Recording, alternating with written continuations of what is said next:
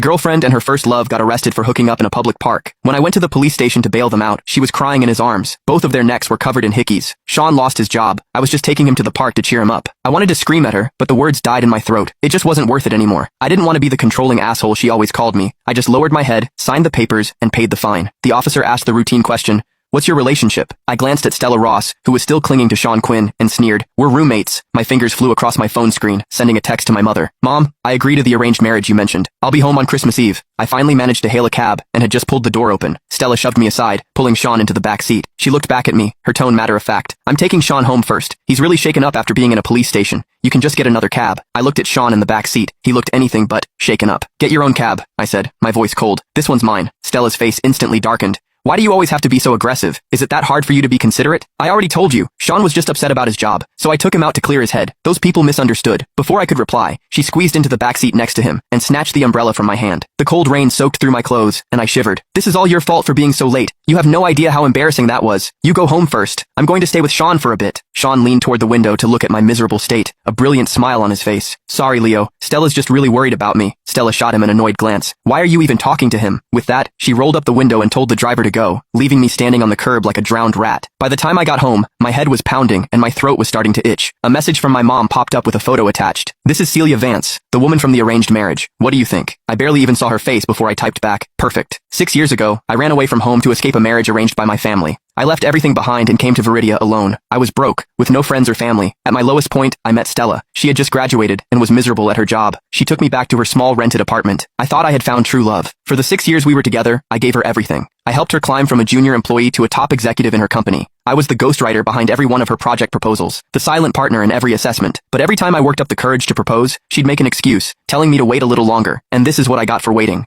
Her, cheating on me with Sean. Now, I was done waiting. From under the coffee table, I pulled out a crumpled booklet. It was a collection of flight stubs from Viridia to the UK. The last one was dated 3 days before Sean returned to the country. Sean had been studying in the UK all these years. All those missed anniversaries and Valentine's days, she had used business trips as an excuse to be with Sean. And I was the fool who believed her, thinking she was genuinely too busy. It was after midnight when Stella came home. I woke up the moment her cold body pressed against mine. The acrid smell of sex mixed with men's cologne clung to her, making my stomach turn. I grabbed her wandering hand. "I have a fever," I said coldly. Her hand froze for a second before she pulled it back, her voice laced with impatience. "What a buzzkill." She didn't say anything else, just rolled over with her back to me, pulling the blanket with her. A cold draft washed over me, making my feverish body feel even colder. In the darkness, the faint glow of her phone screen flickered, punctuated by a few stifled giggles. I closed my eyes and pretended to be asleep.